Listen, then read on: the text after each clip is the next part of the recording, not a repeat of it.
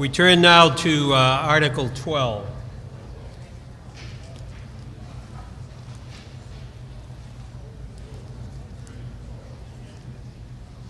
Ladies and gentlemen, Article 12 is the Vincent Owen School. And if you have your motion book handy or your handout, I have some numbers to fill in. And then we'll present the motion and welcome the first speaker. It's, if you read in your motion book on page 19, it's moved and seconded that the town hereby appropriates the sum of, and there's 2 asterisks there, or 3. And the correct number, which I received this afternoon, that was voted by the state, is $28,170,307. That's $28,170,307. And then down about 5 lines, there's another 3 stars or asterisks, and that number should be $1,650,000. $1,650,000. So we're getting permission, if we want to do this, for appropriating $28,170,307, of which $1,650,000 is going to be applied to the cost of relocating students during the construction. And I'd read that as the Parker School effort. And then on the next page, there's again the 3 asterisks, and the same number goes in there, $28,170,307. And so the main motion reads as follows. It's moved and seconded, and this is a very long motion. I'll just read the beginning so everybody knows we're on the same page. It's moved and seconded that the town hereby appropriates the sum of $28,170,307 for the construction of a new K-5 Vincent Owen Elementary School located at 75 Johnson Road. And ladies and gentlemen, it also makes that motion contingent on a override, debt service override on the borrowing. And because of that, in accordance with the question that was asked earlier, Mr. Whitehead asked the question about a 2/3 vote. This requires a 2/3 vote to appropriate this money and authorize the Vincent Owen School. And who is going to be the primary speaker on that? Hearing none, we'll ask the Finance Committee. Mr. Deering. Yeah, Mr. Deering has 10 minutes as the initial speaker or proponent.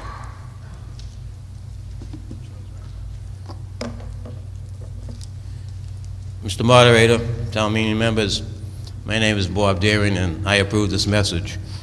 Oh, that season's over, I'm sorry. A little humor. Yeah. Very little. I think we needed it after the last go-around.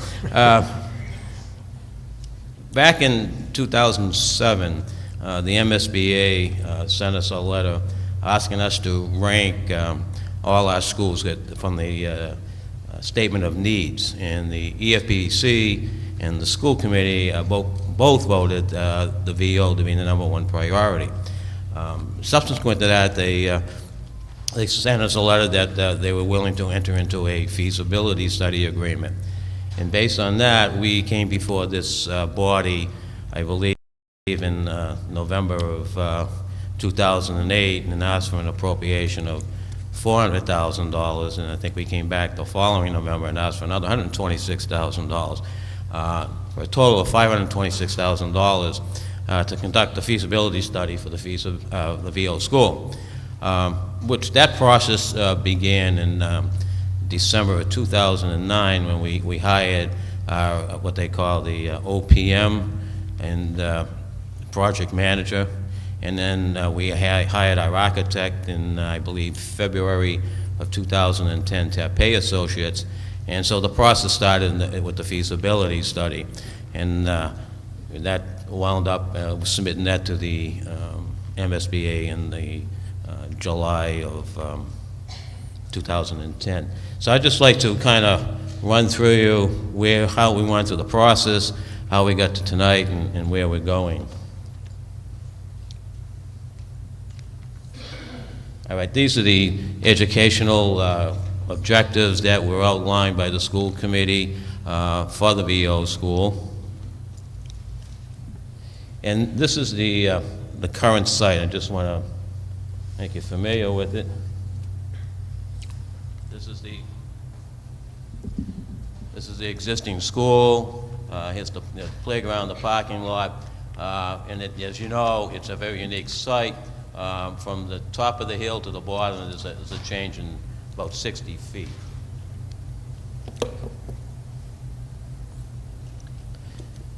Oops, going the wrong way. I'm just going to quickly run through a few slides to show the existing VO school. If you haven't been there, I think there was an open tour the other day. The school, I think, was built in the mid-1960s. To say the least, it's not very energy efficient. As you can see, because it's built on the hill, there's multiple layers that doesn't really make it ADA compliable because there's so many steps and landings you have to walk to get to the classrooms.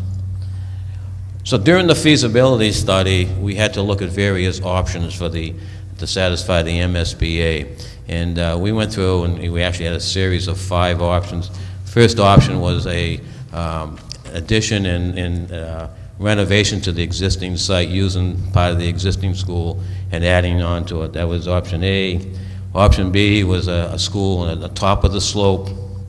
Option C was one further down the slope. Option D was down in the field, which presented some unique challenges because it's a filled-in swamp, and to build there, it would have required unconventional foundations. And finally, we came to what we call option E. This was determined after a series of public hearings with the community, their input, and this is what we have. Oops.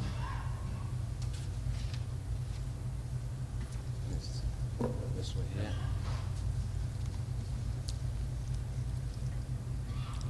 What we have here is the, this isn't working. Oh, there we go. There we go.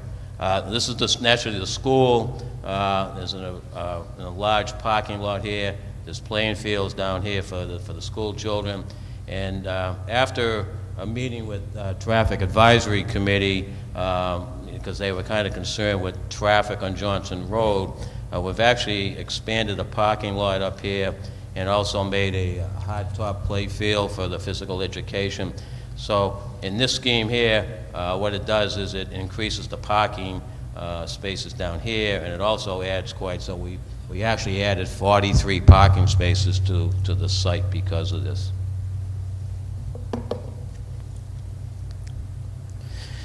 I think this is probably the most important slide I could get to show you tonight. It shows the existing VO school and the proposed new VO school. We had 2 kindergartens, now we're going to have 3. We have 12 core classrooms, and now we're going to have 18. An increase in the special education classes.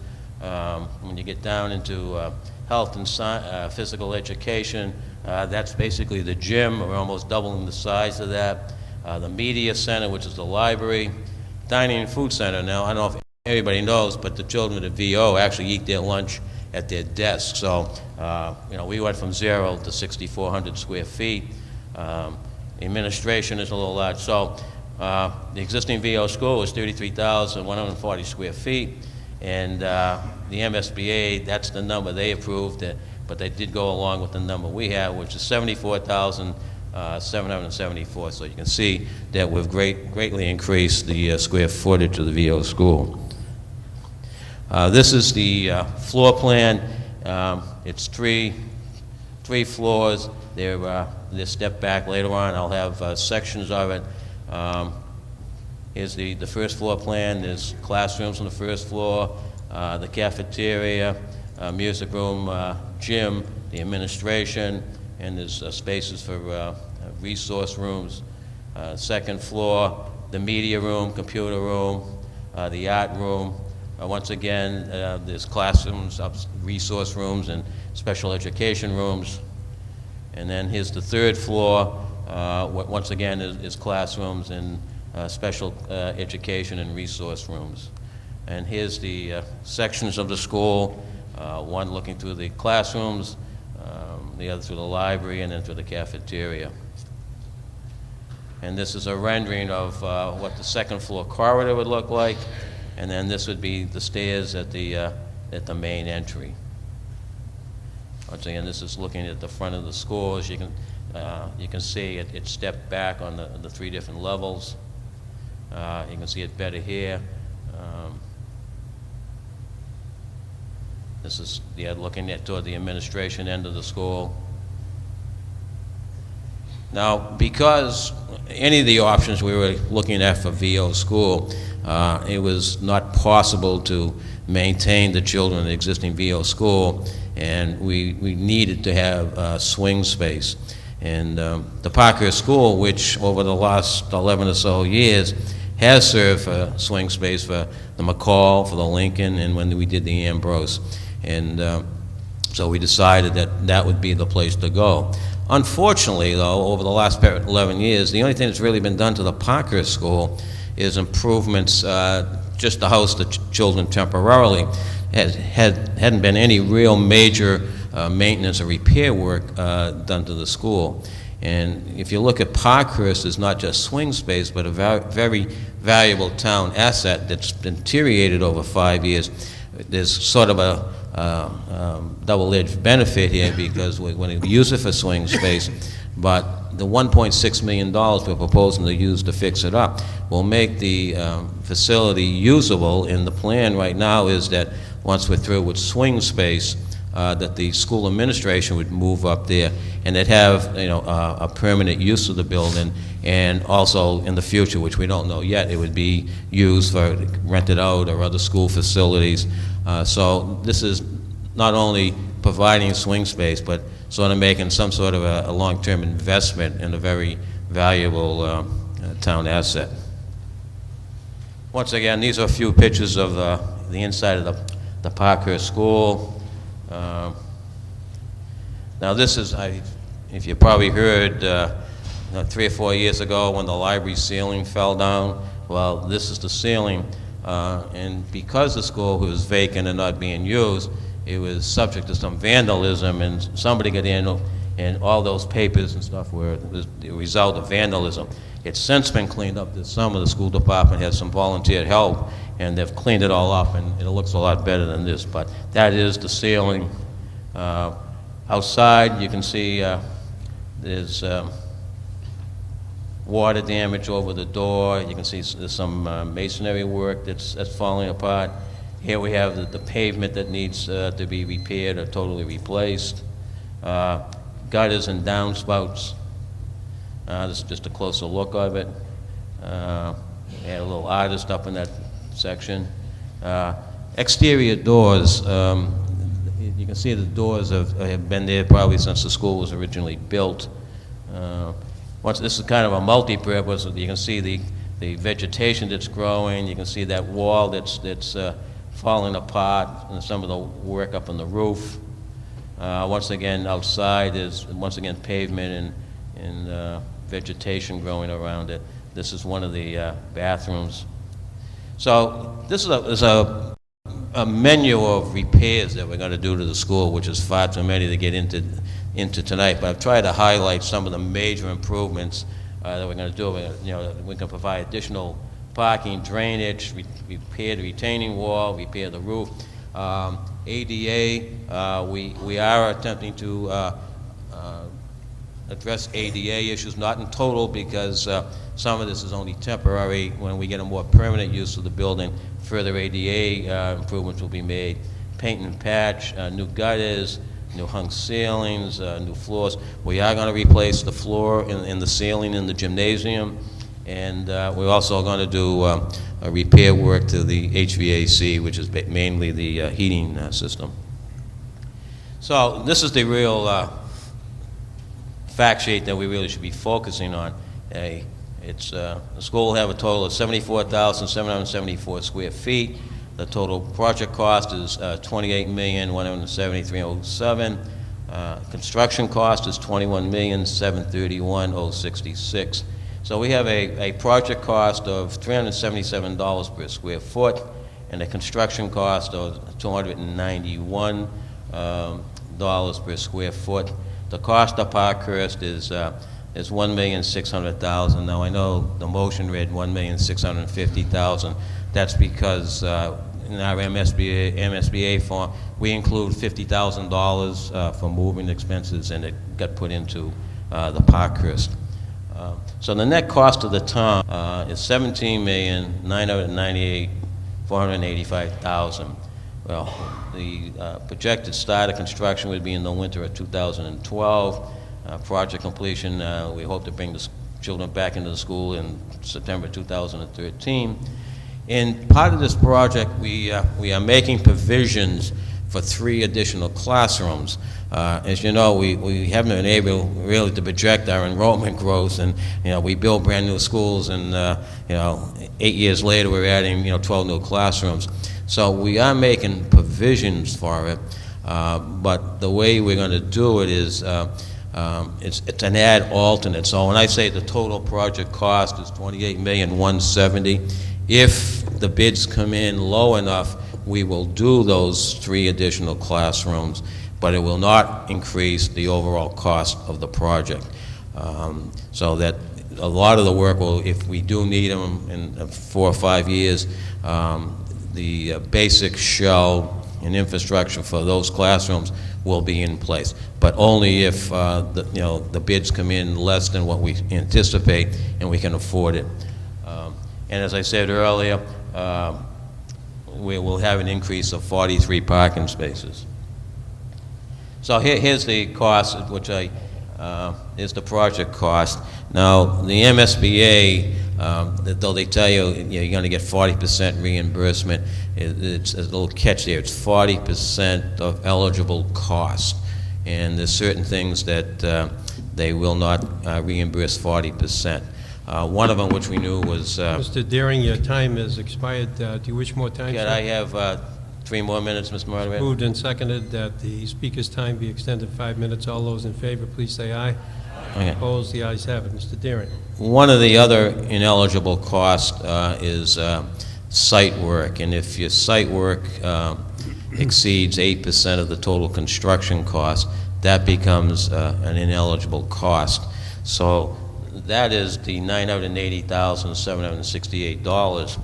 The $67,000 is because they also go back and take for the site work, the overhead and profit and general conditions, and they prorate that. So that's where that $67,000 comes.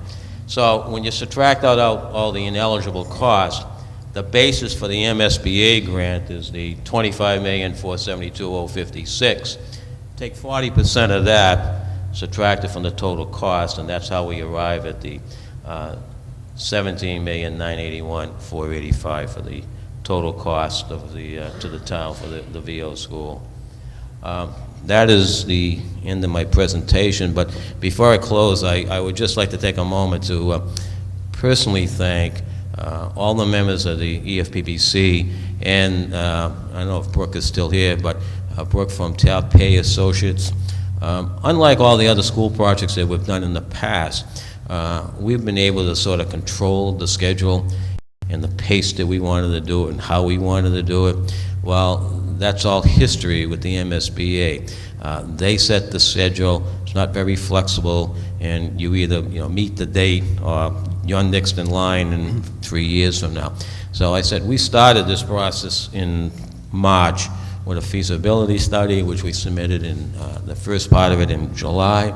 and the schematic design, which we submitted in October, to have a final funding agreement, which we received yesterday. So all this work was done in that short period of time with real constraints from the MSBA. And if it wasn't for the people in the EFBC and our architectural firm who spent many hours in dedication and their expertise, we probably wouldn't have gone to the MSBA yesterday to get their funding approval. So I'd just like to personally thank them. And with that, I hope you vote for the VO school. Thank you. Thank you very much. May we have a recommendation, Mr. Scheimitz, from the Finance Committee?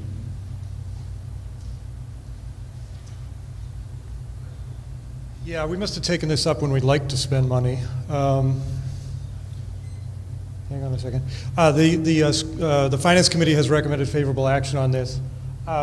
One thing I would like to maybe clarify some numbers that have been flying around. You've seen a lot of versions of that chart, and we've got two versions of this chart, and it was mailed to you, and Selectman Chairman Howley showed one, and David Giller sent out another one.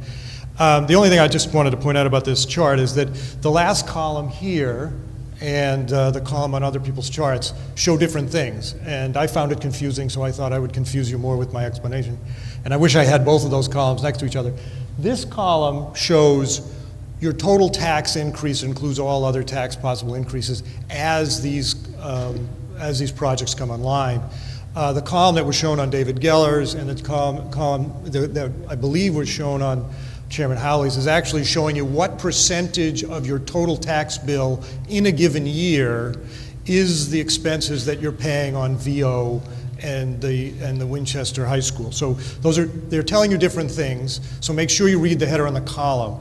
You're, in fact, except for the moments that these projects are coming online, for the most part, your tax bills are not increasing that much as a result of this. In fact, in some cases, once they're on there with the retiring capital budgets, your taxes aren't even equaling their tax increases aren't even equaling the 2.5% that's mandated by the 2.5.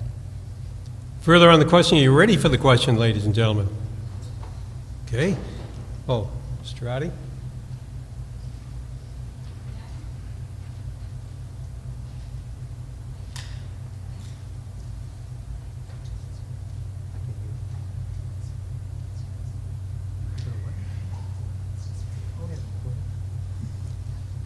Mr. Strati is the chairman of the school committee.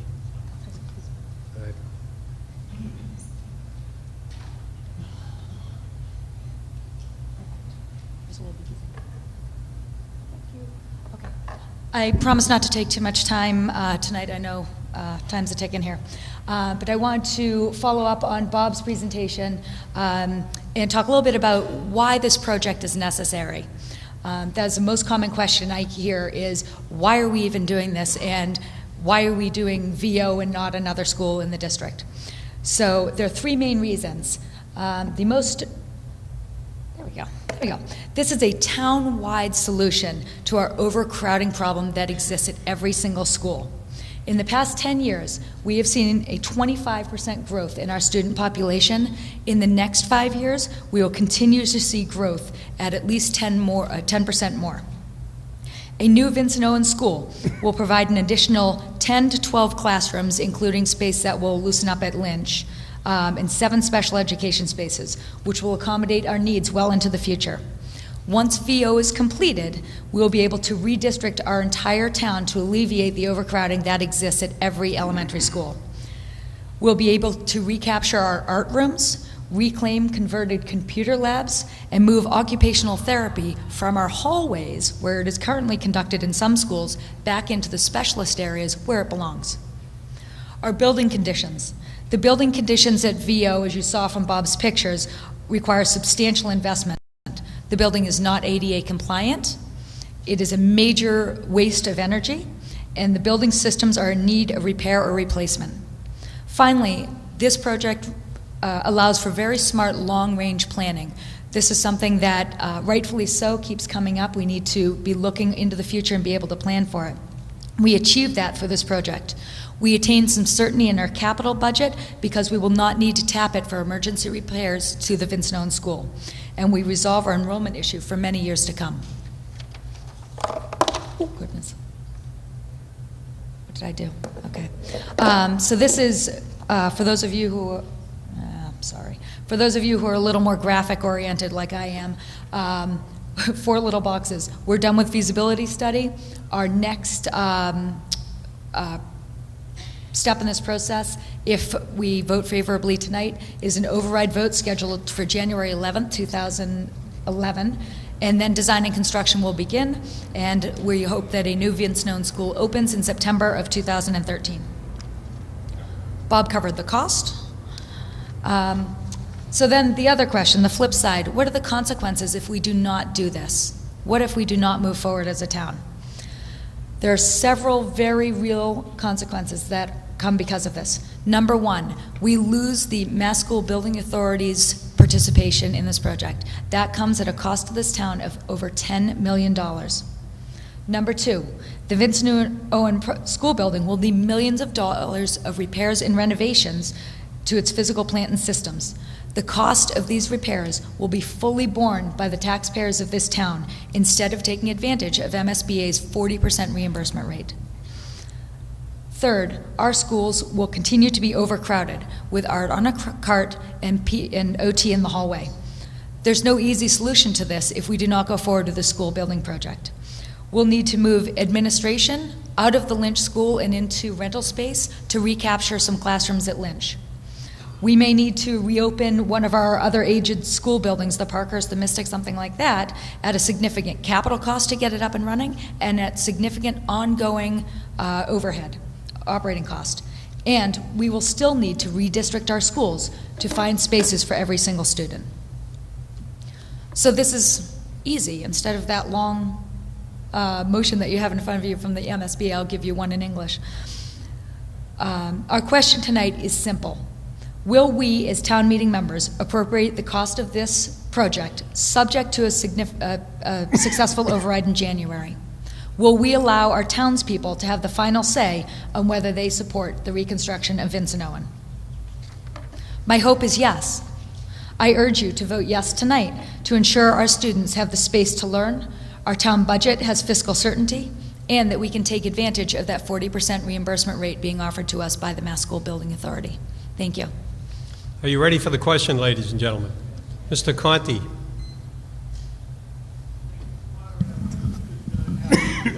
Mr. Deering, explain to us why the committee rejected the alternative of building an addition to the space, since the principal problem here seems to be an alleged lack of space. An addition, I suspect, could have been constructed at substantially less cost than building an entire new structure. So, but there was no explanation. I wonder if we could have an explanation on that score. All right, sir. Mr. Deering, in answer to why you didn't look at building an addition as opposed to a new school. We actually did, and during the feasibility study, as I said, we looked at 5 different options, and that being one of them, and they were all priced out, and actually the addition was one of the highest. The others were all higher than the option we picked. So one of the reasons we picked the option we did was, one was because it was cheaper in cost, and it still we would have to deal with the slope and what have you. So that's kind of equal in kind of all the options except the one in the down the field, which had the unconventional foundations. But basically, it was cost, how the play fields. The big concern when we met with the school district was the playing fields. With this option, we kind of, though it's not as big as it was, but it's a much better layout. So there was a number of considerations, but the chief one was the cost. Thank you, sir. Mr. Natali, and then we're ready for the question. Well, pardon me, well, that was quick. $28 million, and we're going to have 2 questions. The meeting began with a couple of comments by Selectman Howley, who said that the that the schools are badly deteriorated and severely overcrowded. Really, this is one of the schools. It doesn't look badly deteriorated to me. You know, there was a national election a couple of weeks ago, and it was in large part a referendum on spending, and the vote was stop the spending, and that referred to not just federal spending and state spending, but local spending. And at the beginning of this town meeting, I think it was Article 4, there was a debate on funding $40,000 for a study, and Selectman Johnson said, "We're broke, we don't have the $40,000, but now we're talking about $28 million. You know, and I think a couple of articles later, there was a motion to increase the penalty on late real estate taxes from $15 to $30, and that was defeated because we thought that people who are late are not merely forgetful, they can't pay. I'm afraid that if we pass this $28 million override, there's going to be a lot of people who won't be able to pay, and the town will be inundated with petitions for tax abatements. I'd like to point out that I believe that Winchester is #1 in the state in MCAS. If not #1, #2, #3, we're right up there. All credit to the administration, all credit to the teachers, the parents, and the students. No credit to the plant. The plant has, in my opinion, nothing to do with it. If it did, towns like Cambridge, which has a zillion-dollar high school and a space-age Ivy League library, would be #1. But instead, Cambridge languishes at the very bottom, along with East Springfield and Lawrence and New Bedford at the bottom of the academic achievement ladder. And I'd like to cite my own experience with respect to overcrowding. When I was in high school, a long time ago, my brothers and I went to a private school in Boston where the parents paid tuition to put their kids in classrooms, and there was never a classroom with less than 40 kids in the classroom.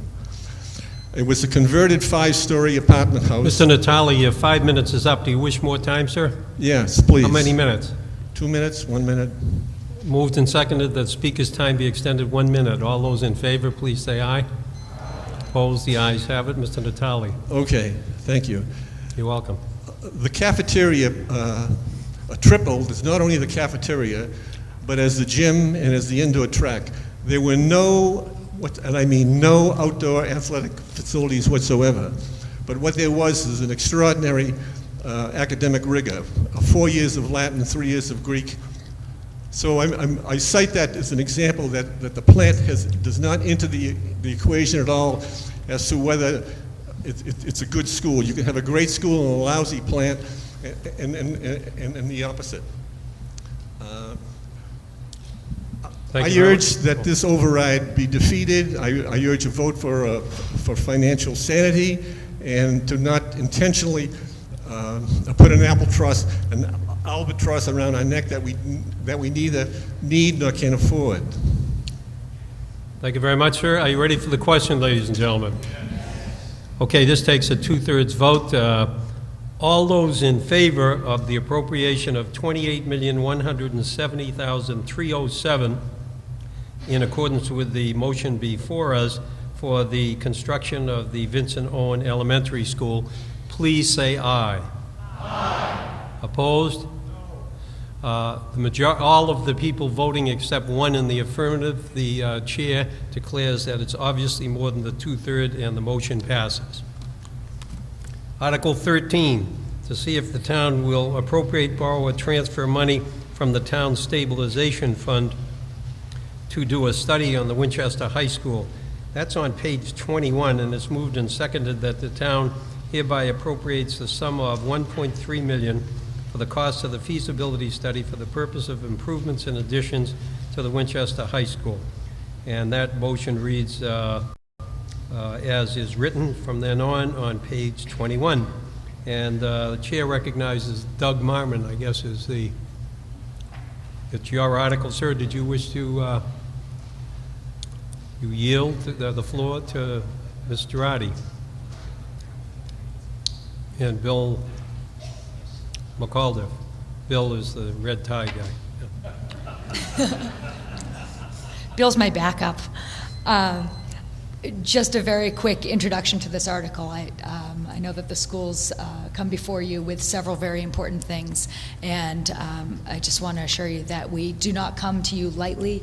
We do not come to you just because we're looking for shiny new things, but we come to you with very real needs from an educational perspective. This high school feasibility study is part of a long-range plan. We are aware of the impact that this has on our town and on our taxpayers. We're also aware of what this has on our budget as both a school and as a town. So we come here not lightly, but with the certainty that this is the right decision. As our forefathers did 40 years ago when they came forward to this very body to do a similar project to build a new high school, we now stand before you and hope that the members of this body carry forward our tradition of educational excellence. Bill will run through the actual meat of this.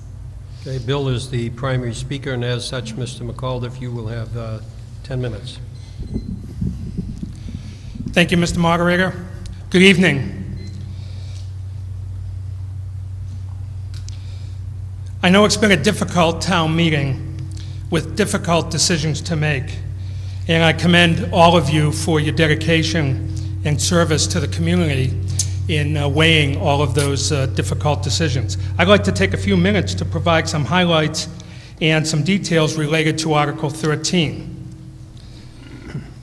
The purpose of the high school feasibility study is for the school committee and the EFPBC and other town boards, as well as many citizens as we possibly can get involved, to work with the MSBA to explore potential situations, or to explore potential solutions to a number of situations that exist. Among those, expanding enrollment at the high school, facility deficiencies, and program space needs. The feasibility study process, it's important to understand, will develop several alternatives to be examined in a very thorough manner to come up with possible solutions. If we take a look at the high school and provide some context in terms of some numbers, the high school is 40 years old, and it is starting to show its age. Many of you have been in this building and throughout the facility, and I think you would agree with that. Although we do have a number of other facilities that are older than 40 years, it's also important to note that the high school facility isn't just used from 7:45 to 2:15, 183 days a year for students in grade 9 through 12. The high school facility throughout the school year is used regularly from 7 a.m. right up till 11 p.m. It's used consistently throughout the summer for a variety of different programs. It's used on weekends. It is used all the time. It's a terrific asset for the town, and it has been a terrific facility for 40 years. Our population at the high school is going to increase by 180 students over the next 5 years. There's currently 1,090 students. And within 10 years, that number, that 180, will double to over 335 students. We need the space. We will need additional instructional space. We'll need space to be able to deliver the program needs as we move forward, not only over the next 5 or 10 years, but for the next 40, 50, or 60 years as well. There are some identified immediate repair needs. I'll address that number in just a second. But perhaps one of the most important questions tonight is, why a study now? We've talked about difficult decisions that this town meeting has to make, and that's really a very important question. There are 5 reasons why it's important to fund this study now. We have engaged over the last number of years in long-range planning. It is important that we go through a process where the community can vet all possible options to address the needs that we face. Over the last number of years, we have gone through a process with a number of facility projects in doing providing planning money first, looking at the solutions, identifying an estimated cost, and then moving forward. We've talked about the population increase. It's really important to understand that the 180 students in 5 years, the 335 students in 10 years are not phantom students. They're here in our classrooms right now. There's 380 of them in the first grade. There's 345 in kindergarten. They're here and they will be here in 10 years. It's also important to fund this study now because the window of opportunity to capture 34%, 33.95%, to be exact, reimbursement on the cost of this study from the Mass School Building Authority. That window is closing at the end of the month, and there's a high risk that this opportunity to participate in the 34% reimbursement for the high school will not come along anytime again soon. If we look at the cost of the feasibility study, we're asking tonight under Article 13 that the town meeting appropriate $1.3 million. If that is the final cost of the study, we will receive $441,000 back from the state in reimbursement. That comes back to us as we go through the process in monthly payments, and that money will flow back into the stabilization fund and be available for other town projects. The final cost of the town would be $858,000. Now, another concern I know that's out there is that if we fund this article tonight, then there is a decision already being made to spend tens of millions of dollars on a high school project. That may very well be the final outcome. But the fact of the matter is, we just don't know that yet.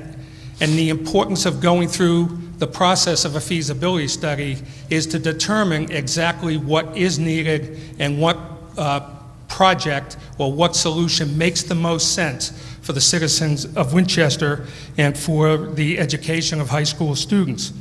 Now, I've heard a number of numbers being bandied about what the cost of a high school project will be.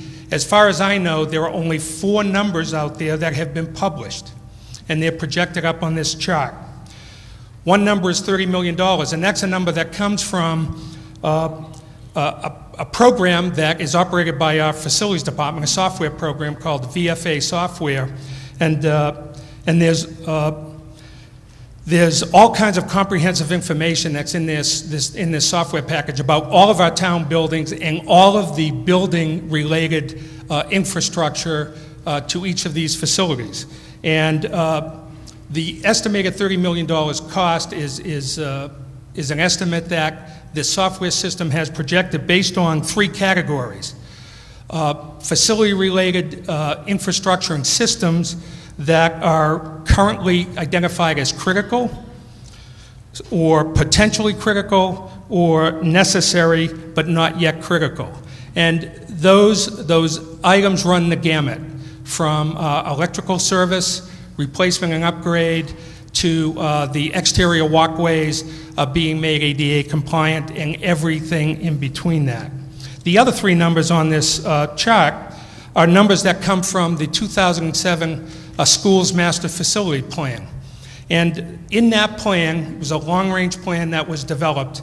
3 possible solutions for the high school were identified: basic, moderate, and new school, at a cost of $87 million, $68. The moderate was actually $75 million. It's now down to $68. I'll tell you why. And $54 million or $55 million for basic. Basic was coming into the building, looking at the interior, and renovating the interior to bring it so that we have the space needed for the projected enrollment. Mr. Moderator, 3 more minutes, please. It's moved and seconded the speaker's time be extended 3 minutes. All those in favor, please say aye. Aye. Opposed? The ayes have it. Thank you, Mr. Moderator.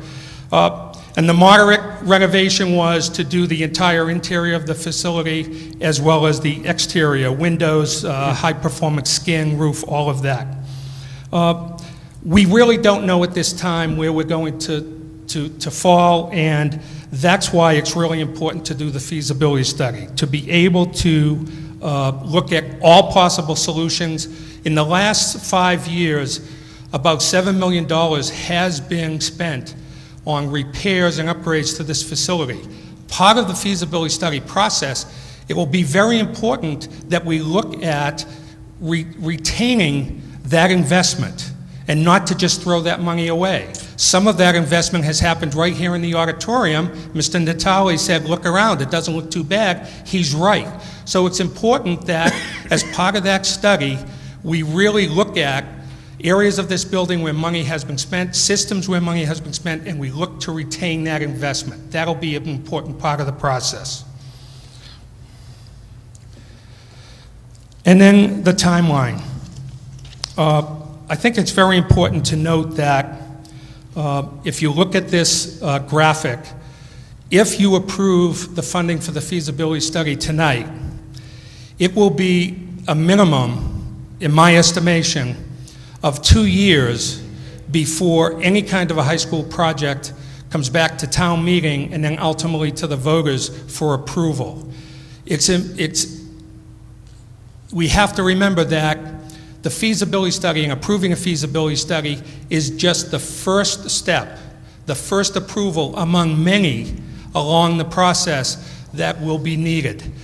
We estimate that the feasibility study, which will, the part of it which will determine all the different alternatives and will include the maximum amount of citizen involvement as we possibly can, will take the better part of a year.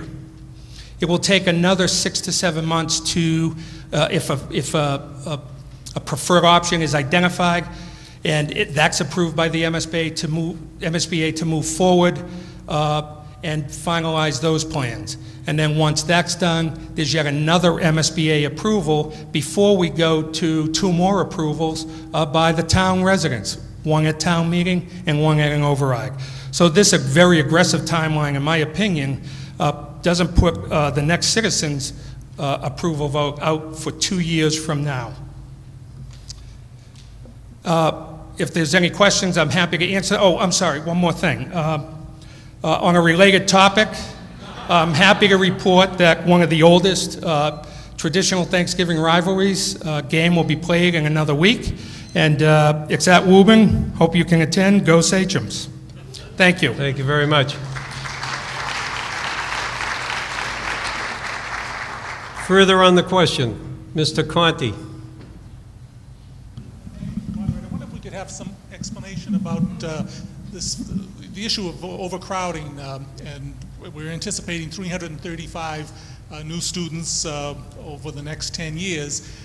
This building currently, I believe the figure was, is occupied by 1,090 students. So increasing it would bring it up to in the neighborhood of 1,400 students. How many existing classrooms do we have right now, and what is our average per classroom population of students, such that why we think that so much of an addition would be required to accommodate 335 more students. There's approximately 48 core classrooms. Those are English, math, social studies, and foreign language classrooms. There are an additional 10 science labs. Our class sizes average around 22 to 23 students. The range goes anywhere from 10 or 11 students in certain classes up to as many as 30 in a class. I'm showing my age then, if I could follow up on that, Mr. Moderator. But when I went to high school, 22 kids in the class was unheard of. And we had 40 and 50 kids in the classroom. Granted, we don't have to go that high, but it seems that we could accommodate the increase in students by a relatively small increase in the number of students per classroom, rather than spending large sums of money to accommodate very small classroom sizes. Mr. Moderator? Yes, sir. Mr. Conti, you look younger than I am, so So I don't quite remember when I went to high school those class sizes.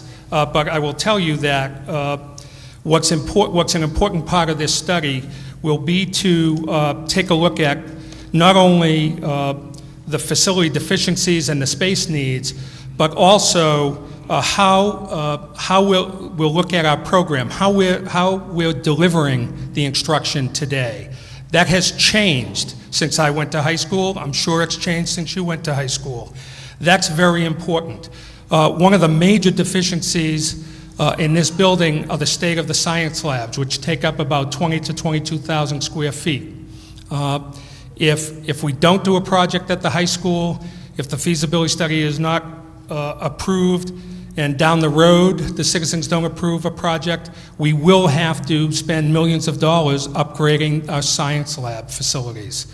They're in terrific disrepair. They don't reflect the current teaching methodologies in science. That's just one example.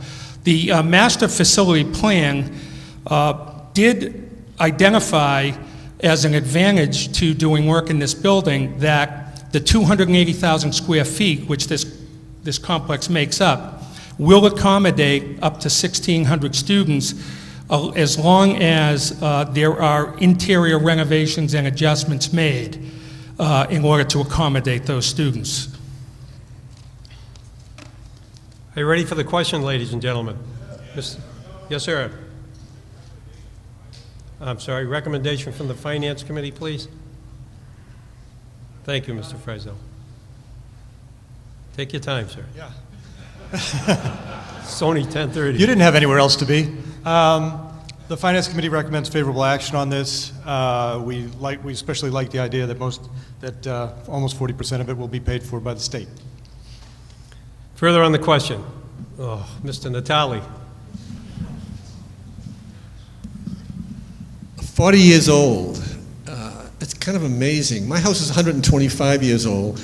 It's also used 7 to 11 weekends, and I get real overcrowding in my house. You don't know what overcrowding is.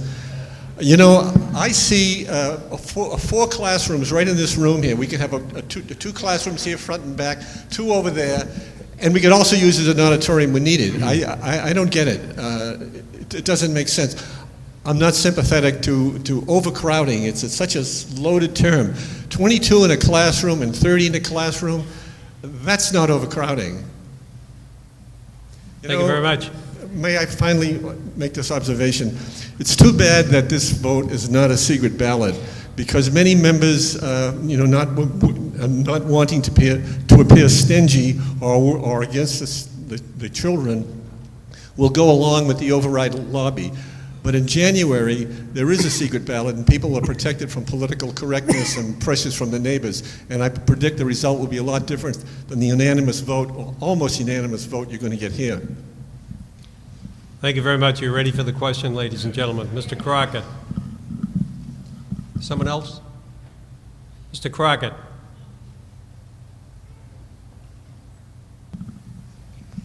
Thank you, Mr. Moderator.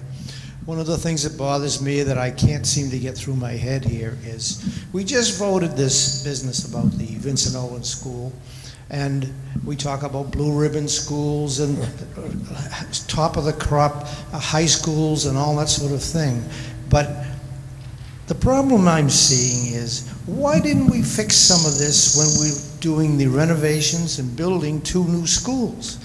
I mean, now we're going to be doing the Vincent Owen to solve a much larger problem in town that certainly we must have had a chance to do something about in the past. And now we continue on with the high school, with a feasibility study and more of this and more of that. I really feel pressured not to say too much, because I don't think people want to say too much when it comes to questioning the school committee budget and the way they do business. But I really think that we're a little bit out of touch here with our constituents. Mine certainly tell me, what are you doing to try to control some of these costs? And I sit here, but I rise now to say we need to really understand why we're doing some of these things and really is it necessary? If this population doesn't come forward to go into these high school in the 5 years, or the kindergarten kids, or whatever it is, why can't we wait 4 years before we even start this process? And I think you'd have a much better picture of what the population increases are going to be, what the costs are going to be, what our economy is going to be, whether it's even going to get worse than it is right now. And I really think we need to just sit back on this. Thank you, Mr. Muller. Thank you very much. Are you ready for the question, ladies and gentlemen? One lady over here, Ms. Savage.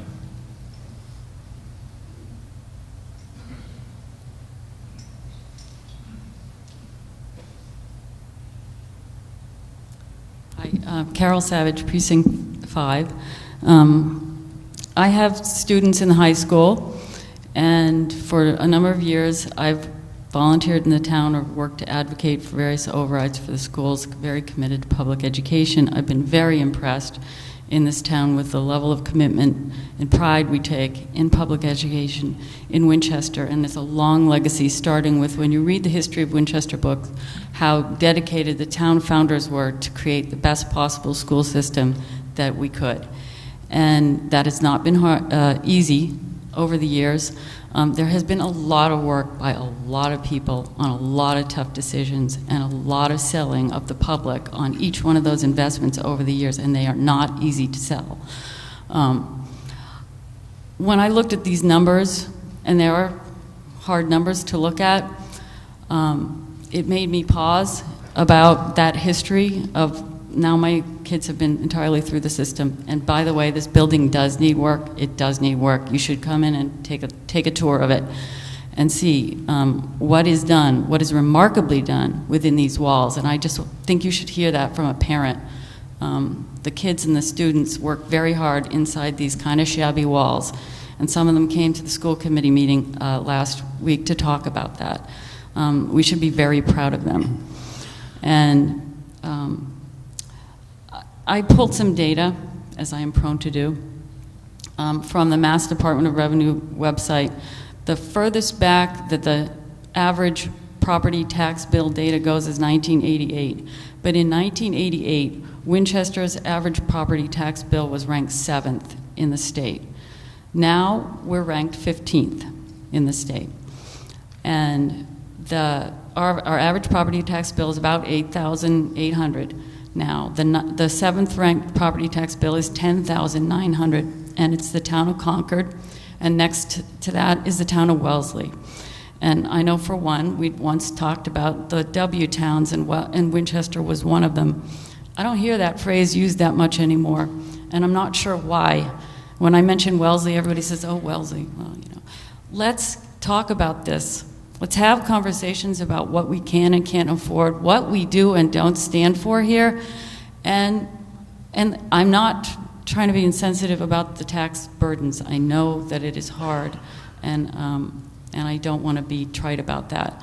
I think we need to ask those questions. What can we afford, and what can we do for those households who can't afford the burden?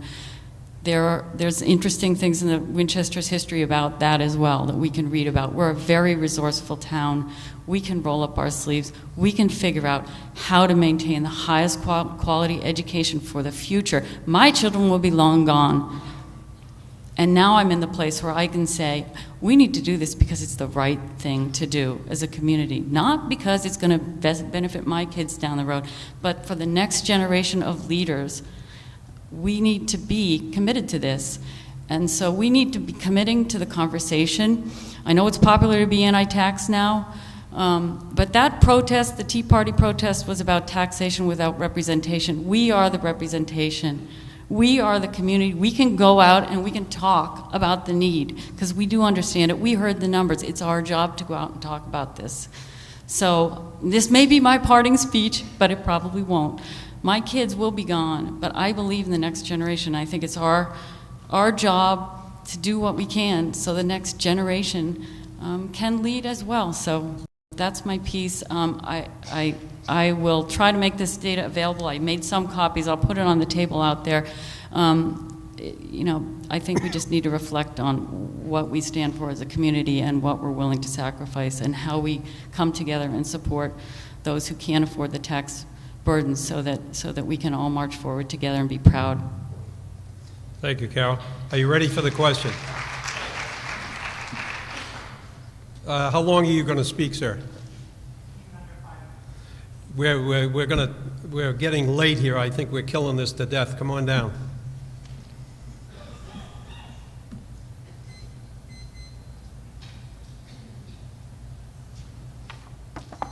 Thank you, Mr. Moderator, fellow town meeting members. I know the hour is late, but I do appreciate the concerns that were raised by the gentleman who spoke just before Ms. Savage, and I imagine there are a number of others out there tonight who are struggling with the challenge of funding a number of large projects, the Vincent Owens School, and now we're talking about the high school.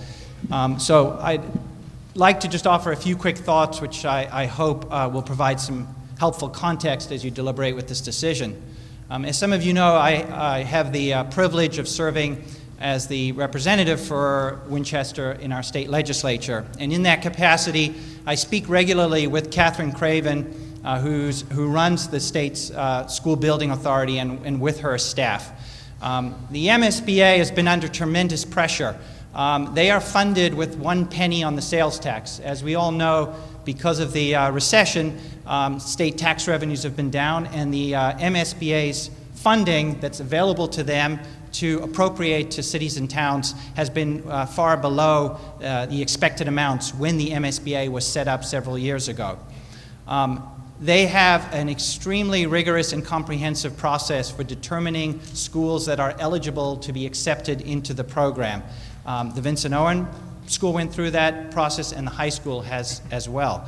Furthermore, it is highly unusual for a community the size of Winchester to actually have 2 school building projects accepted into the MSBA program at the same time. The reason they did that is because they have looked closely at Winchester's educational needs, at the state of our facilities, and most importantly, at our enrollment growth. And Winchester, in fact, is in the company of less than a dozen communities out of 351 statewide who have seen the kind of significant enrollment growth that we have seen over the last 10 years. From 2,800 students in our schools 10 years ago, from K through 12, to now over 4,200. That's what's driving the very significant need here. So that was point one. I wanted to make you aware of the process that they go through in selecting schools. Very quickly, point number 2 is they do have a very particular process that any community has to go through to participate. We may find that process inflexible. I think it is. Unfortunately, that is the way it is. And in order to continue to work with them and partner with them, the next step is we do need to approve the high school feasibility study before the end of this month.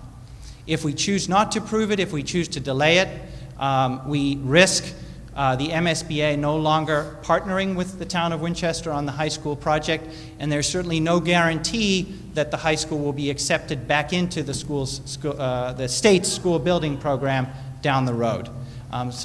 Hence, that is why we also have a sense of urgency in terms of moving forward with the project at this time and maximizing the funding that we can realize from the state, and therefore will not have to come out of the wallets of Winchester citizens.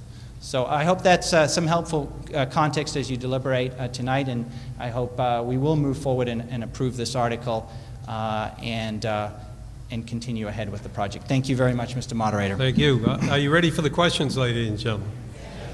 2/3 vote required. All those in favor, please say aye. Aye. Opposed? No. The ayes have it. And obviously more than the 2/3. The motion passes. Ladies and gentlemen, I've got to involve you in the next decision here. Customarily, what we do is we depart here at 10:30. And the reason for that over the years is that people have babysitters, people have to work, and people need some sleep. I have to tell you that there are essentially 3 articles left There's the planning board's article on the stretch code. There's a historical demolition bylaw. And then there's 2 reports that will be about 5 minutes from 2 committees of the town. And my estimate, if we wanted to stay here, I'd be surprised if we could do the stretch code and the historical demolition in less than 15 minutes each. So we'll be here for probably another 45 minutes if we continue. And it's up to you. I'm willing to stay and complete if you people want to do that, or we would come back Monday at 7:30. So let me just get a voice vote. How many people here are in favor of adjourning tonight for the night? Please say aye. Aye. Opposed? No. Thank you for the assistance. Anybody? Yes, sir.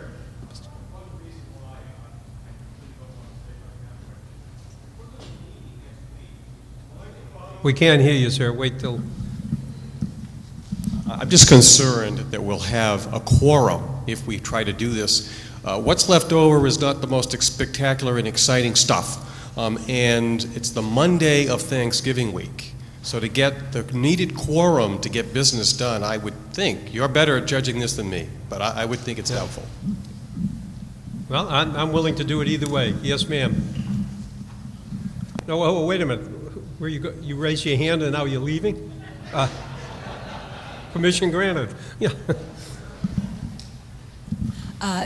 Just another point, one of the things that's coming up next, I think, is the stretch code.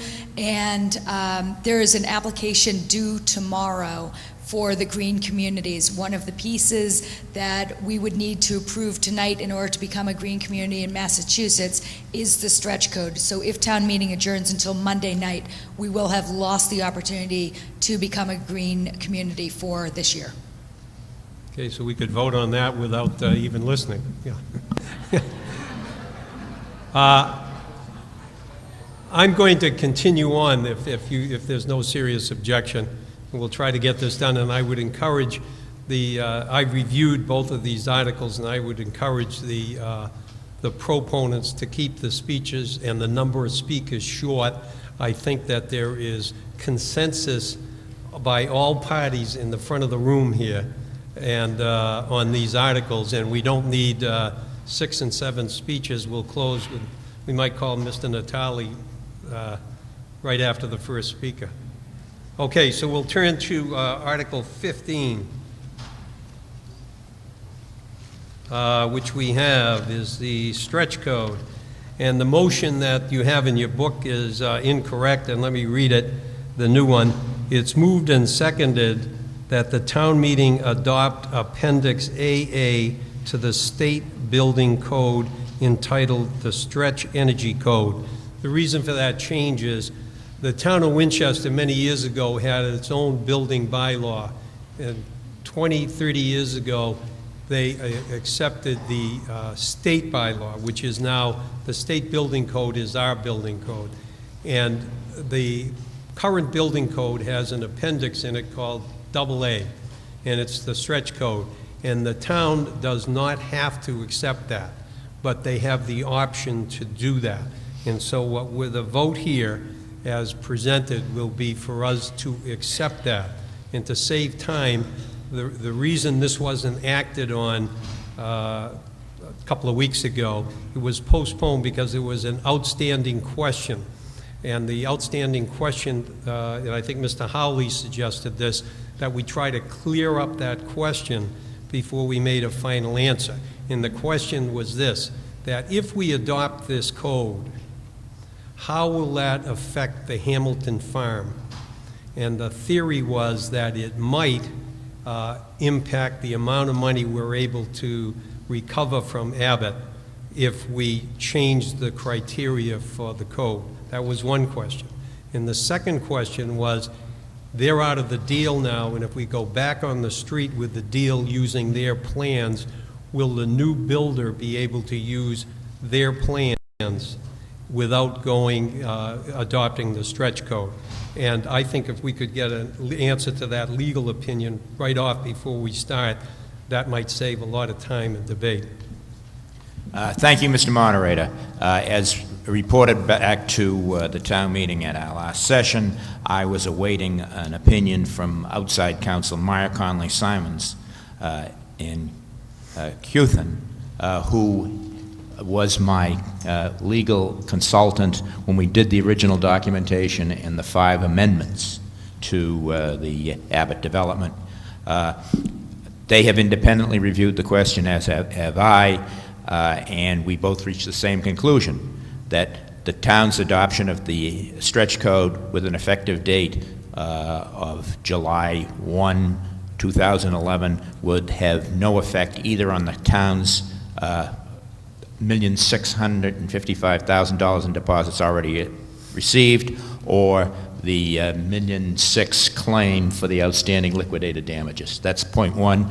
The second question I was asked to research was, what effect would this have on the current ability of the town to go back out on the market with the plans and specifications which have been approved by the Planning Board and the Board of Zoning Appeals and the Conservation Commission.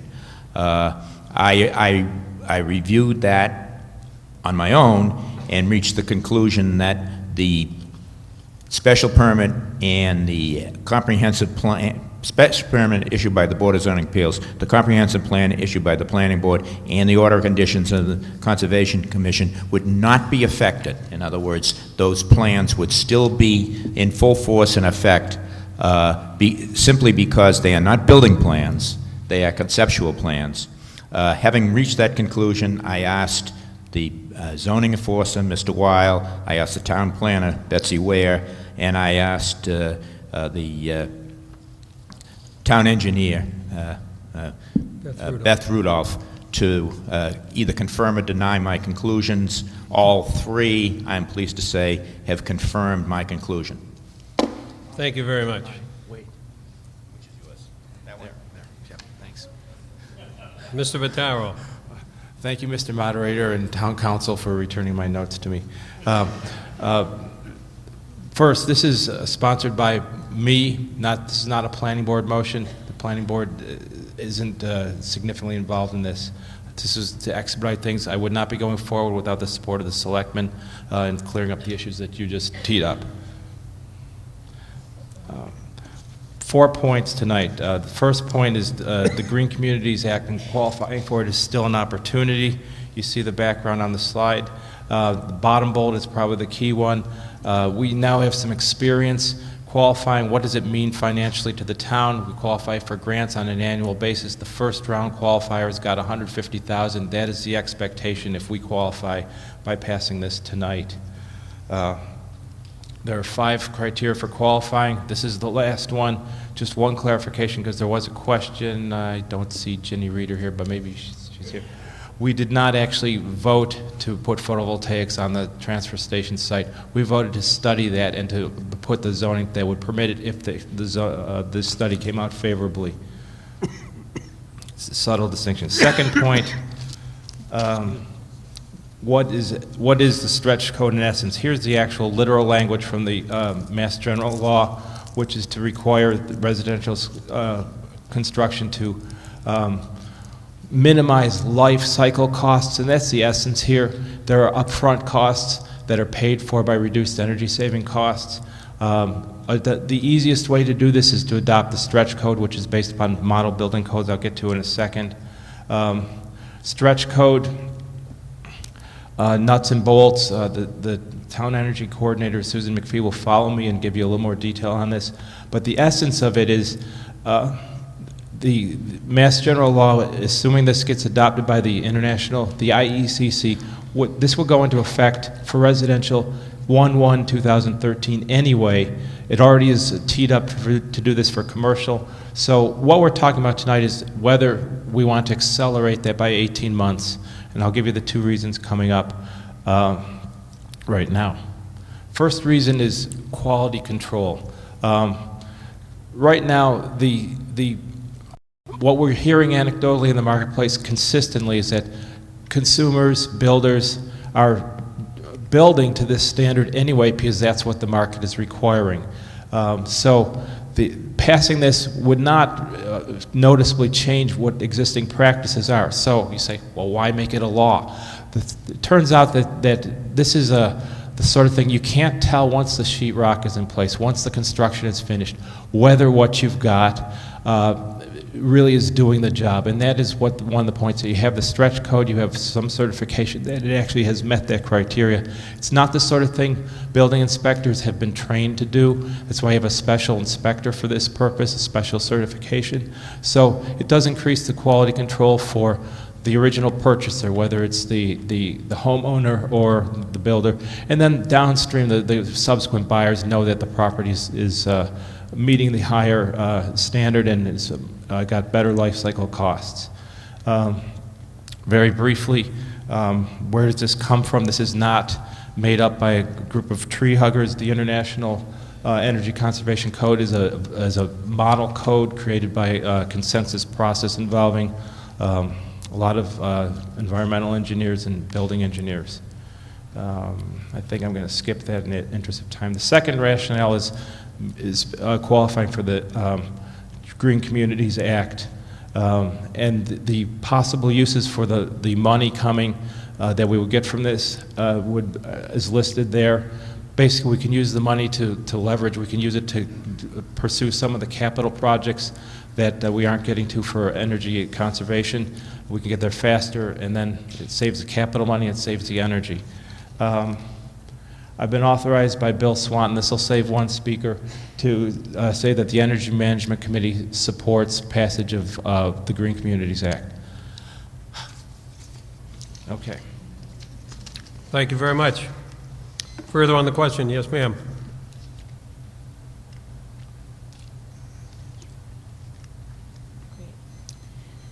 Hi, I'm Susan McPhee. I'm the Energy Conservation Coordinator, and I'll go through this as rapidly as I can. First, what is the stretch code, who it affects, and the micro and macro context in which we're looking at this. Let's see.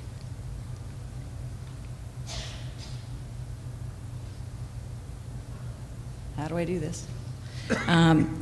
The stretch code is an amendment to the building code as Drew reviewed. It increases the energy efficiency in new construction by roughly 17% over base code. And the other big change is that it is performance tested, and that's what Drew was getting at. Under the stretch code, there is a HERS rater, and that's how the performance testing works. And that HERS rater is involved in all phases of construction from design through the building process and then a final inspection with a blower door test at the end that certifies the new construction is built to that standard. As you can see on this slide, this is about the context here in Winchester and who's affected. In the residential sector, renovators have flexibility to choose either the stretch code or a prescriptive list, which is tantamount to the base code. The stretch code is only mandatory for new construction. This chart shows you the amount of new construction versus the total number of building permits issued annually. We are a town of renovators, so the number of new homes built that would be affected in a mandatory way by the stretch code is relatively small. On the commercial side, again, it's only very large projects that have a mandatory stretch code. So the hospital is already building to a LEED standard that beats the stretch code. Vincent Owen, I'm assured by EFPBC and by TAPE, the architects, also would exceed the stretch code because they're building to the state standard. So in terms of commercial, there's no big project in town that would really be affected by stretch code. I think it's useful to look at why we would do this kind of testing. As you can see on this slide, there are a lot of places that a home can leak. A 1% to 3% gap can lead to a 35 to 50% reduction in the heating value of the house. It can leak 35 to 50% through a 1% to 3%. That's what we're after here. The performance testing of the stretch code assures a homeowner that they're going to not have those leaks, and you can't verify that with just a visual inspection. There is a cost associated to this. For a typical Winchester new home, that cost would be, for about a 4,000-foot home, the upcharge would be about $5,100, or 0.4% of the construction cost. Rebates would cover almost 50% of this, leaving a balance of 0.25%. Annual savings would be about $1,081, so that provides a 2.6-year payback. So the payback for a homeowner who would be affected by the mandatory stretch code of a new home is going to recoup their money in 2.6 years. So over the course of the first 20 years of that home, the homeowner would be ahead $18,800. The adoption process. If we pass stretch code here tonight, it would go into effect running concurrently with base code starting on January 1st. After 6 months, the stretch code would become the only code in effect. As you can see, this is happening in the context of the state. As of yesterday, 61 towns and cities in Massachusetts have passed the stretch code. So there are a lot of other towns and cities that are working with this. In fact, yesterday, Boston passed the stretch code. Neighbors that we would be joining include Lexington, who passed stretch code unanimously, Medford, Melrose, Arlington, Cambridge, Lincoln, Sudbury, Andover, Newton, Brookline, and Woburn is looking at it right now this season. So the builders, the contractors, the architects, the tradespeople in this area are accustomed to working with the stretch code. Finally, as Drew mentioned, the commercial facet of the stretch code has been accepted and will be codified in Massachusetts as of January 1st, 2013. So we're only just getting ahead of the game, that we're not really reinventing the wheel here. To summarize, this would the stretch code would improve the quality of the building stock in Winchester. It provides consumer protection to new home builders, and it comes at a relatively low cost. For renovators, it does provide an option, and I think it would increase the benchmark of energy efficiency in Winchester homes. Thank you. Thank you very much. Are you ready for the question, ladies and gentlemen? Yes. All those in favor? Oh, I'm sorry, lady up back. You gotta be yell out. It's 11 o'clock. I'm Julie O'Connor, Precinct 2, and I'm involved in real estate development. And any time you add regulation, you add cost. We've talked about how we want to increase development in our downtown core, and anytime you add requirements like this, you're going to add to the cost for any of that development to happen. We've talked about people adding to their houses and renovating their houses and why that's a good thing when we were talking about the zoning. And if we add this cost, it's going to make it harder for people to do that and therefore add to our tax base. I realize that we're going to have to do this in 2013 if it passes and all of that, but there's time between now and then when there's a down economy and we want to encourage some of this development to happen in our town. The argument was made that this is already being done now. If it's already being done now, we don't need to pass this. I think it should be optional whether people want to do it or not. They have the choice to add this kind of requirement to their house now or their commercial development now and pay for the testing if they choose to, but why should we make it a requirement for them to do it? We pay for building inspectors to look at what's behind the walls now. I realize they can't see everything, but they do a pretty careful job at inspecting the insulation and other things that are required now. That's what we pay for them to do. So I would argue that we don't pass this. I don't know that the $150,000 is a guarantee given what's going on with the state finances at this point, and it just seems a small amount of money given what we'll discourage. And I do think that it will affect the Right Lock Farm deal as well, because the zoning board and the planning board have not approved the construction drawings for this project yet. They've approved the overall plans, but until you apply for a building permit, those are the plans that get subject to whatever the building code is at that time. And since they haven't applied for a building permit yet, I think that we're going to be adding to the cost for a potential developer who might otherwise be interested in that site. Thank you, Mr. Natale, and then Mr. Powers. Does the planning board have an input on this? The gentleman's question, could we have a recommendation from the planning board?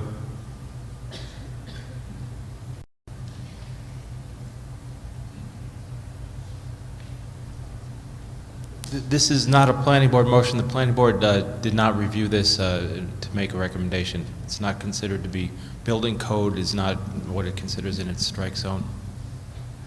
I'm very sorry we're dealing with this now and rushing through it. It seems to me very complicated. And my take is that it's just some more people coming at me with more rules, more regulations, want to control my life, what I eat, what I drink, what the car I drive, and now how I set the thermostat in my home. There was a slide up here a moment ago which showed, I don't remember the numbers, with only a 1 or 3% reduction in the.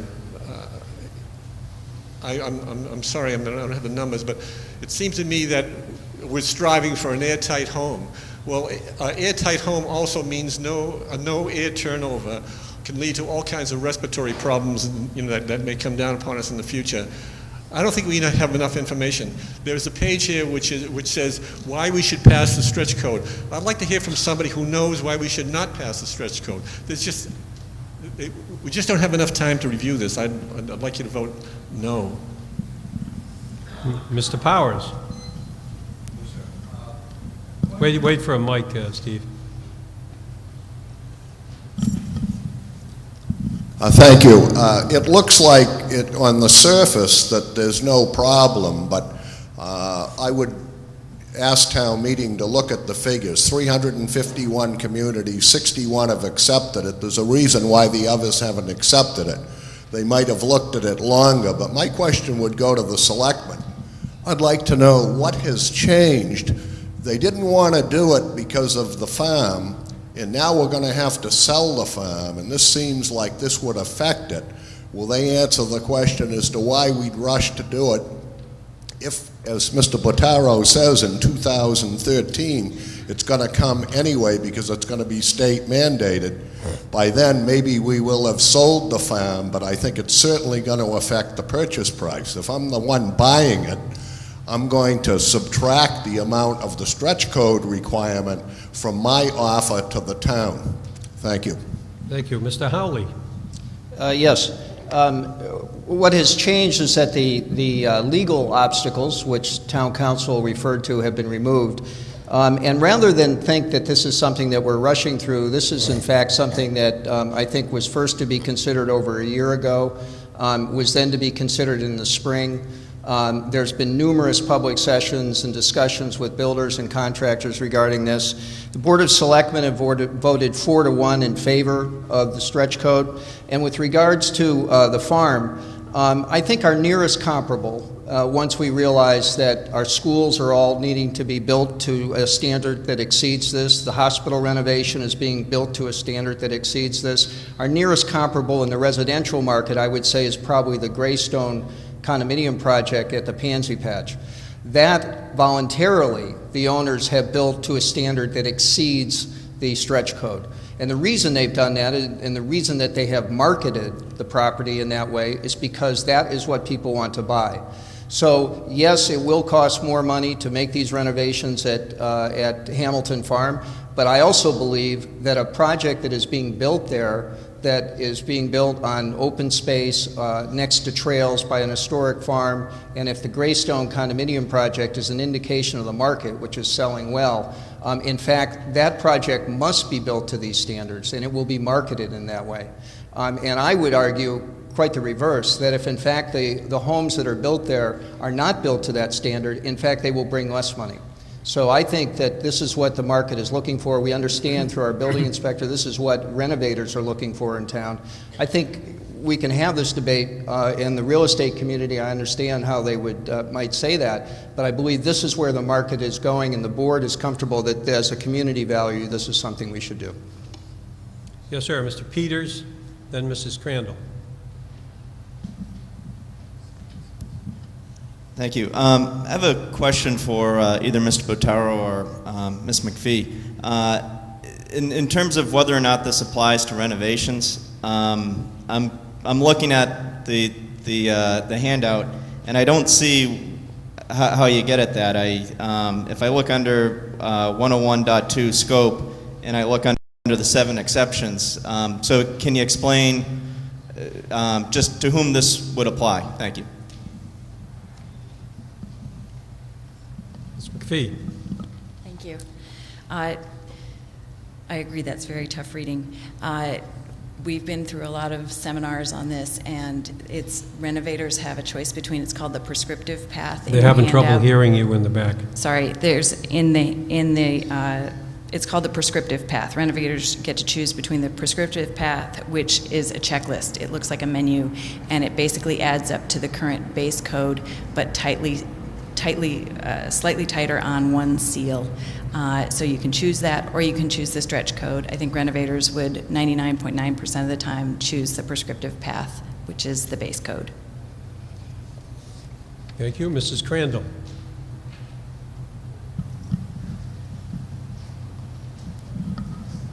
I agree that probably the commercial building will be fine because they're going to have incentives back.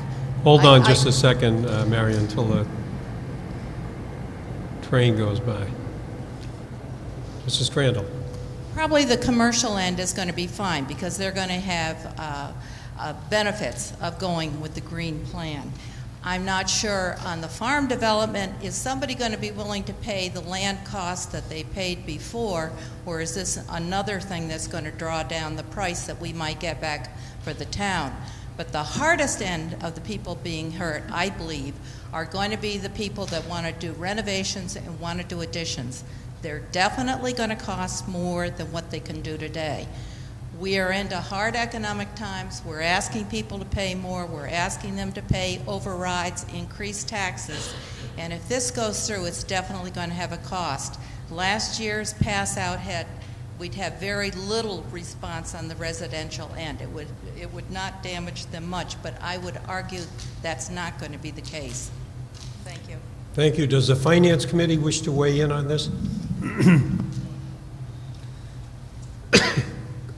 Excuse me. We did not vote on this. That's apparently a no. Yes, sir, Mr. Johnson. I am the dissenting selectman that is opposed to the energy stretch code. My main concern is, first of all, it takes away from the inspection process and puts it in the control of a third party. No longer will the building inspector be responsible for issuing a occupancy permit. Now a house has to be inspected by an outside party, the HERS inspector. If the house fails the HERS inspection, you cannot get an occupancy permit. The scope of that improvement depends on how bad the violation is.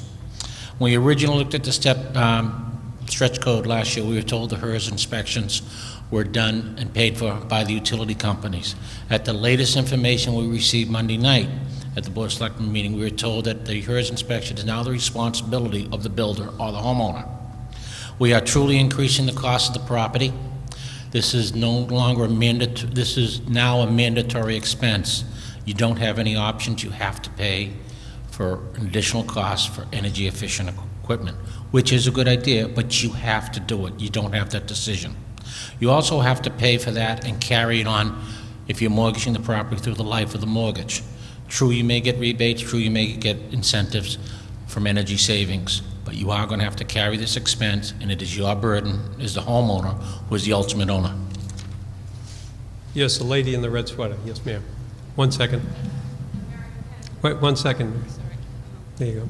Mary McKenna from Precinct 3, also on the Planning Board. I'd like to give you a realistic example of the stretch code. I can't hear you. I own a building on Washington Street that's over 100 years old, and it's an open chimney. And I've chosen to go by the stretch code on a roof that's about to go in place next week. We are putting an additional 6 inches of insulation on the roof, which will meet the stretch code, actually exceed it.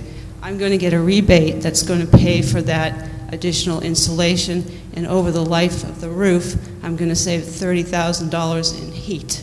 So you're hearing a lot of what-ifs, but I'm giving you a real on-the-ground, boots-on-the-street example of what you can save with just a little bit of extra installation and meeting the stretch code. Thank you. Yes, sir. Microphone over there, please. Thank you.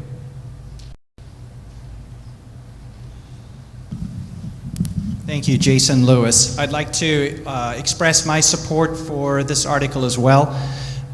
There are both tangible and intangible benefits to our town and its residents from adopting the stretch code and being designated a green community. The tangible benefits are, as you've heard tonight, the energy savings to homeowners and to business owners, and the relatively short payback period between 1 and 3 years for those from those energy savings, which more than offset the slight additional upfront cost. The other additional tangible benefit is the estimated $150,000 to the town of Winchester from the state. That funding is not in jeopardy. It is from a dedicated fund. It's a regional greenhouse gas reduction fund that Massachusetts participates in with other states. So that funding is available, and it is only being shared by green communities. That's where the $150,000 annually will come from, so that we can continue as a town to make energy conservation measures, renewable energy, and continue to realize cost savings to our residents. Those are the tangible benefits. Quickly on the intangible benefits, I think as everybody knows, our state is a leader in the green economy. This is one of the top priorities for the Patrick administration going into its second term. The green communities will get preference when it comes to state programs. I'll give you a specific example. Just this week, the Patrick administration announced that there would be some additional funding available for communities to apply for electric vehicle charging stations. Because we want to encourage the adoption of electric cars in the coming years. Although all communities will be able to apply for these funds, green communities will get preference. So this is just a first of what I believe will be many examples down the road where communities that have been designated green communities, and as you heard, there's 60 already, and this only started in the spring. So that's a relatively large number in a short time frame. Those communities will also get preference. Thank you very much. Are you ready for the question, ladies and gentlemen? Okay, all those in favor of the town adopting Appendix AA to the State Building Code, which is entitled the Stretch Energy Code. All those in favor, please say aye. Aye. Opposed? No. I'd say the noes have it. Necessary number of people having risen. All those in favor of the stretch code, please stand and the tellers will count. Town meeting members only.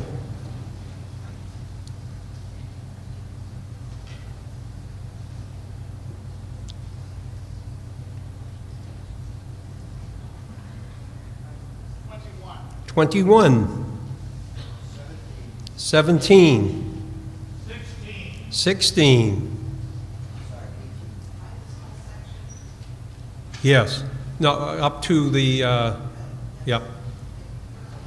13. And Mr. Johnson, did you change your 16 to 18? 17 to 18, okay. All those opposed, please rise.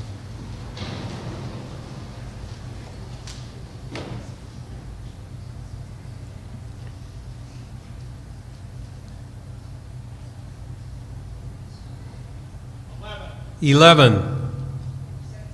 6. 11. 11.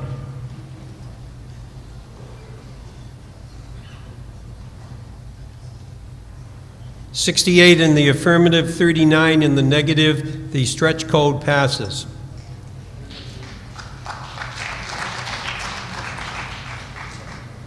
Thank you, ladies and gentlemen, and we turn now to Article 27. Now, this article, ladies and gentlemen, after this, we have just to hear from two committees. Article 27 is to see if the town will vote to amend Chapter 14, Section 2, demolition of historical buildings. And the motion is on page 47, and it's moved and seconded that the town vote to amend Chapter 14, Section 2, demolition of historic buildings. Yes, sir. Thank you. I'll forego the PowerPoint presentation, even though I'm pretty good at it, but I'm mindful of your time tonight.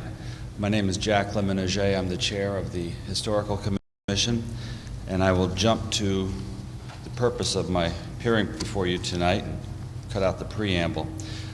We come tonight before you to seek approval for 4 proposed changes to Chapter 14, Section 2, to improve the language of the bylaw, the demolition delay bylaw, and to codify what the Commission has been doing under the advice of Town Council. These changes do not per se expand the authority or scope of the bylaw, rather they benefit property owners by providing greater clarity as they decide what they want to do with structures on their property. So first, the requested change on Section 2.1 in actual practice would make it easier for applicants to file for a single demolition permit when they want to demolish 2 or more structures on their property. Up to now, this has been unclear. There have been cases where homeowners have mistakenly filed a single permit when they should have filed multiple permits. If you approve this change, this change will enable the building department greater flexibility to simplify the demolition application process, and if they so choose, to use a single form for applicants who want it. Our requested change in Section 2.3 explicitly includes in the definition of demolition the proposed moving of a structure from its site or foundation or changing its footprint. Before, under the advice of Town Council, the Commission defined the moving of structures as demolition and acted in that fashion. If adopted, this change would simply codify that advice and will help avoid confusion and misunderstandings in the future. The requested change in Section 2.4 is merely a copy editing fix to assure consistency and capitalization throughout the bylaw. And finally, the requested change in Section 2.5 is an additional sentence at the end of the section that clarifies the Commission's responsibility with respect to community safety, to take that into consideration when determining whether a building merits demolition. Before, the Commission acted without specific authority in the interest of public safety. If you accept this change, it will codify that authority. Thank you. Any questions? Ladies and gentlemen, my understanding is that that this, and if you'd stay down front, it would be appreciated until we're done here. That this is a clarification. There's always been some confusion, and they've clarified, and it actually makes it easier for the homeowner to know what can be done. And it also is a little bit more liberal than the old one was interpreted. Mr. Natali.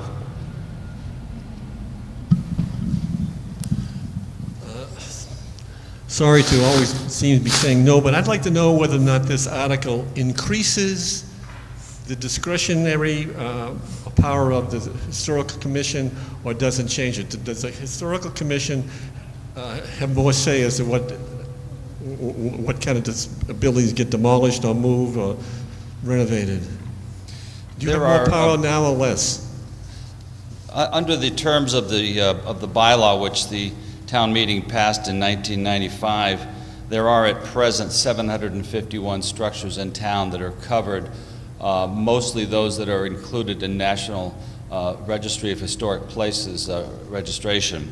The authority of the Historical Commission simply is to impose at most a 1-year delay on an applicant's demolition.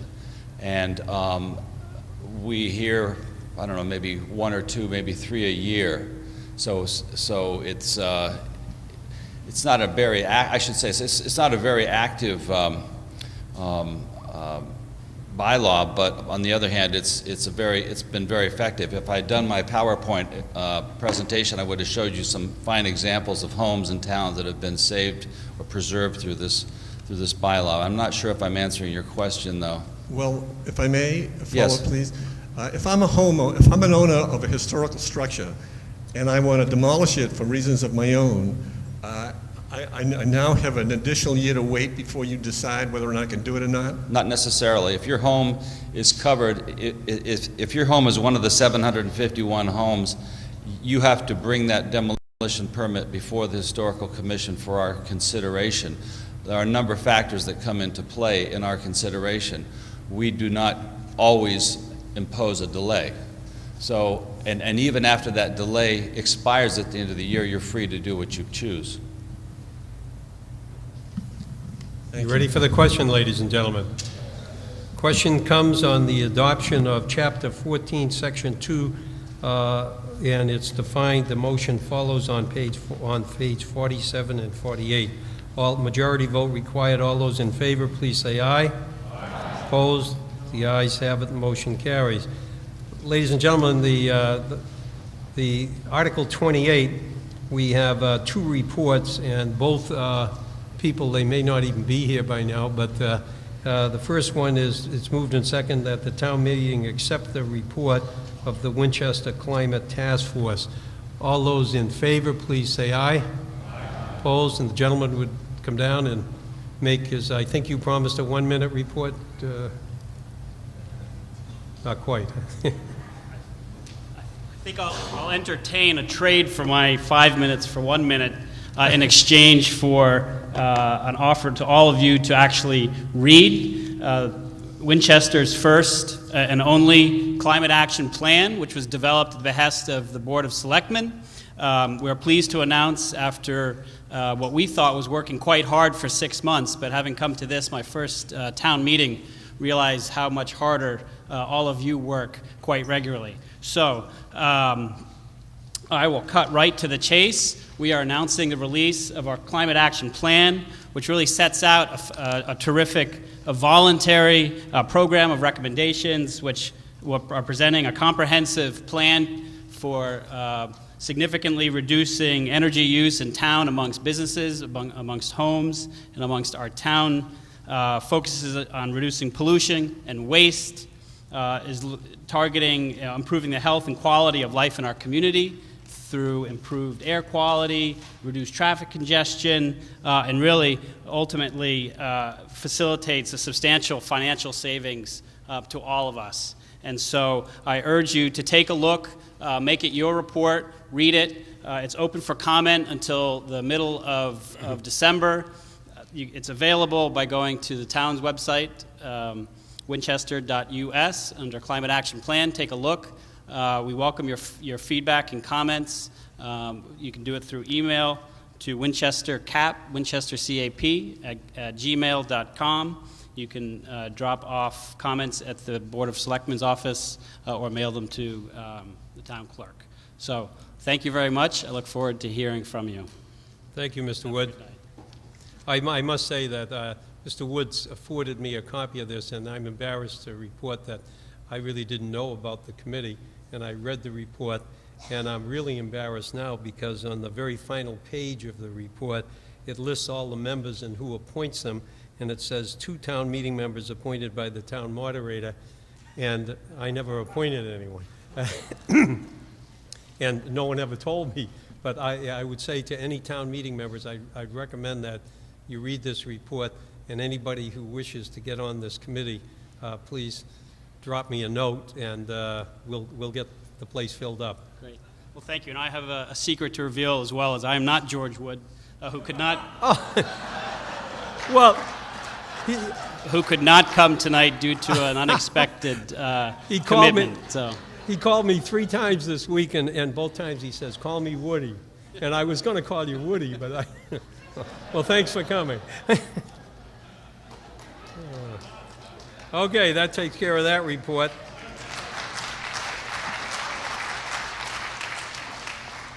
And the last report, it's moved and seconded that the report of the Winchester Lock Farm Conservancy Group with Jim Whitehead be accepted. All those in favor, please say aye. Aye. Opposed, the ayes have it. And while he's walking up here, we announced at town meeting that that there was going to be an open house up there last Sunday, I guess it was, and I went up there, and I have to encourage anybody who has any interest in anything historic to get up there and see those 2 squash barns and the inside of that house. It is really remarkable, the stuff that's up there that they're trying to get organized. organized, and it's really going to be something in the next few years. Mr. Whitehead. Thank you. You are Whitehead, right? Yeah. Yeah. Last time I looked. And getting whiter every day, I might add. The Conservancy was created by this body to operate and steward the historic Right Lock Farm. We manage 8 acres of land, including the Raspberry Field and 8 farmstead buildings and sheds. We're guided by a master plan approved by this body that requires us to provide public access to the land for recreational and educational purposes while continuing farm operations to help fund our activities. We rely heavily on a wonderful group of volunteers who provide a variety of tasks around the farm, from planting and weeding to harvesting and selling the crops. In addition, they create and manage trails, lead walks and tours, and provide historical information to visitors. We could not have accomplished all that we have without their support, and we really can't thank them enough. What have we accomplished in the last year? First, with town meeting approval, a historic preservation agreement has been placed on the exterior of the farmstead buildings and registered with the deed. This means the Right Lock Farm is now listed on both the state and national register of historic properties, and one of the primary conditions of eligibility for state and federal grants. We continue to operate the farm successfully and have expanded the crops we grow to include Blue Hubbard squash and beets in addition to raspberries. These new crops, plus the production of raspberry jam and jelly and the sale of fresh berries at the farmer's market, have augmented the revenue from the UPIC raspberry field operation. We're also making progress at addressing the critical capital needs and have completed nearly $60,000 of much needed work. This includes replacing the failing shingles on the 1827 barn, repairing the rear door of the barn that was in danger of falling off, upgrading electrical service to the barns and garage, and installing a fire and intrusion alarm system in those buildings so that we can protect their contents and open the buildings to the public on a limited basis. The Conservancy's also participated in many town events, such as Town Day, the Farmers Market, the Ecology Fair, and the Anchor Parade, where we are proud to say we were awarded the prize for the entry that most reflected our organization's mission. At our Spring Fling, open to the general public, over 400 visitors enjoyed a petting zoo, a live band, tours of the farm, and educational displays. Our fundraising gala, held in the farmhouse, featured food donated by Parsons Table and Mamadou's, and tours of the 1827 barn led by historian John Ott. All of this could not have been accomplished without the generous contributions of many organizations, businesses, town officials, volunteers, and contributors. We're grateful to their support and want everybody to know how much we truly appreciate the broad support we've received from the community. Well, what lies ahead? Just ask anyone who owns an old house and they will tell you there's always something that needs to be repainted, repaired, or replaced. Multiply that by 5 times and you might get an idea of the challenges we face. We've identified over $150,000 in capital projects that we believe are essential to stabilizing the farmstead buildings and protecting them from further deterioration.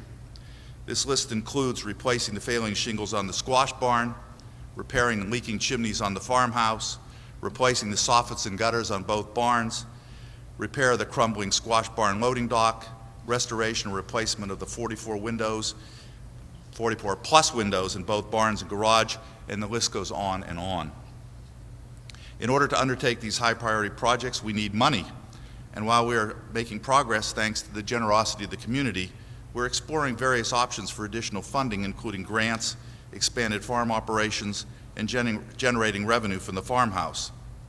In the near future, we will issue a request for expressions of interest from organizations, businesses, and individuals who might have an interest in adaptive reuse of the farmhouse in order to better understand the options available to us.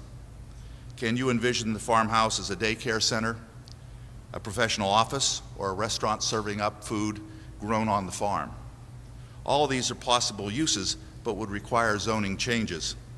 We could also simply rent the house to a family. We need to explore all of these options as we develop a roadmap for the future.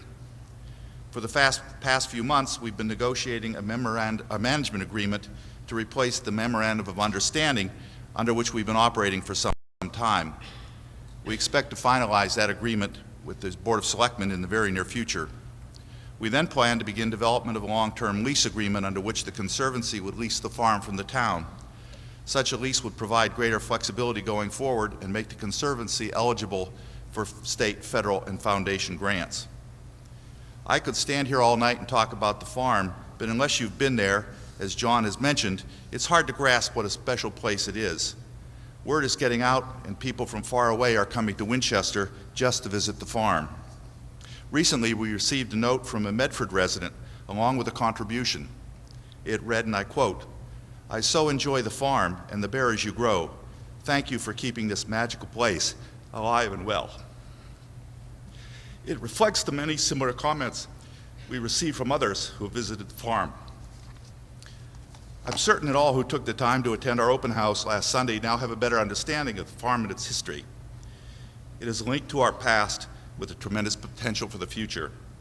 We hope you will continue to support the Conservancy's efforts as we work to restore the farm and join the Griffin Museum as one of the places to visit in Massachusetts. Thank you.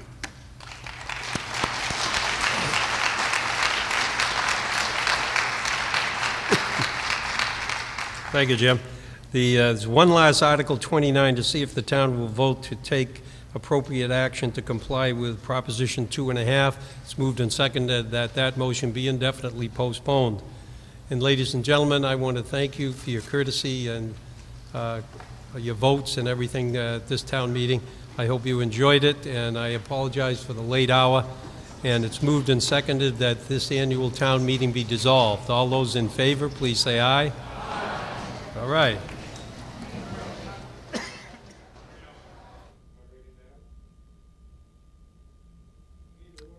All right.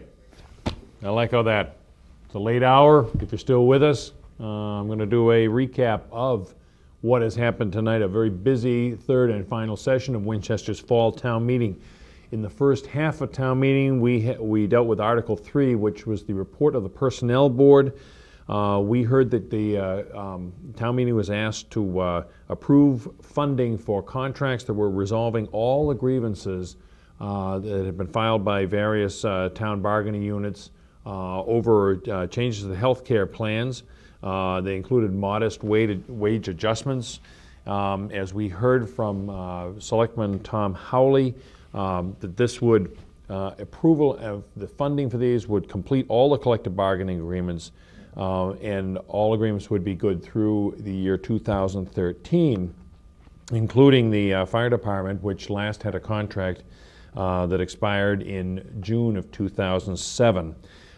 We heard the danger that if the town meeting did not approve these contracts, there was a very real possibility these would go back to and have to go to mediation, where, in the opinion of several speakers, the result would probably be worse for the town than the negotiated settlements that were voted for here.